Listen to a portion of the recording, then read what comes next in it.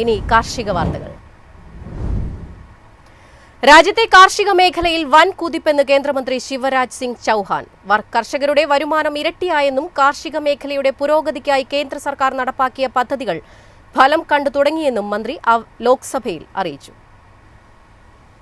കർഷകരുടെ വരുമാനം ഇരട്ടിയാക്കുമെന്ന വാഗ്ദാനം സർക്കാർ ലംഘിച്ചെന്ന തൃണമൂൽ കോൺഗ്രസ് നേതാവ് സൗഗത റോയ് ലോക്സഭയിൽ ഉന്നയിച്ച ആരോപണത്തിന് മറുപടി പറയുകയായിരുന്നു കേന്ദ്രമന്ത്രി.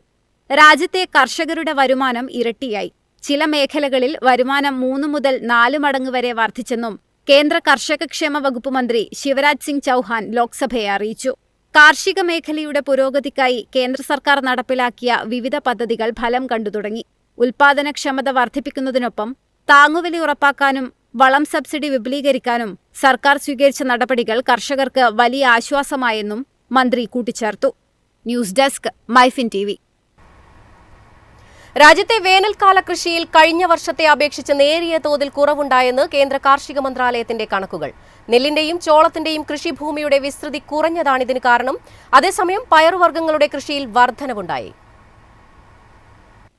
കേന്ദ്ര കാർഷിക മന്ത്രാലയത്തിന്റെ കണക്കുകൾ പ്രകാരം 42.7 ലക്ഷം ഹെക്ടർ ഭൂമിയിലാണ് ഇത്തവണ കൃഷി ചെയ്തത്.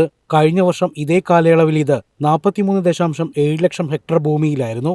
കഴിഞ്ഞ വർഷം 28.6 ലക്ഷം ഹെക്ടർ ഭൂമിയിൽ നെൽകൃഷി ചെയ്തെങ്കിൽ ഇത്തവണ അത് 27.8 ലക്ഷം ഹെക്ടറായി കുറഞ്ഞു. കഴിഞ്ഞ വർഷത്തെ 5 ലക്ഷം ഹെക്ടറിൽ ചെയ്ത ചോളം കൃഷി ഇത്തവണ 4.24 ലക്ഷം ഹെക്ടർ ഭൂമിയിലേക്ക് ചുരുങ്ങി.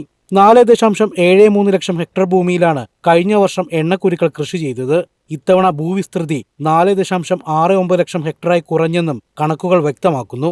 എന്നാൽ പയറുവർഗ്ഗങ്ങളുടെ കൃഷിയിൽ പുരോഗതിയുണ്ട്. ചെറുപയർ, ഉഴുന്ന് എന്നിവയുടെ കൃഷിയിലാണ് പ്രധാനമായും വർധനവ് രേഖപ്പെടുത്തിയത്. കൃഷി ഇറക്കുന്നതിൽ കാലതാമസമുണ്ടാകാൻ കാലാവസ്ഥാ വ്യതിയാനമാണ് കാരണമെന്ന് വിദഗ്ധർ അഭിപ്രായപ്പെട്ടു. അതേസമയം രാജ്യത്തെ ഭക്ഷ്യധാന്യ ശേഖരം ആവശ്യത്തിലധികം ഉണ്ടെന്നും കേന്ദ്രത്തിന്റെ കണക്കുകൾ വ്യക്തമാക്കുന്നു. News desk MyFin TV. എളുപ്പത്തിൽ സമ്പാദ്യം വളർത്താം. ഇന്ന് തന്നെ മൈഫിൻ TV ആപ്പ് ഡൗൺലോഡ് ചെയ്യൂ.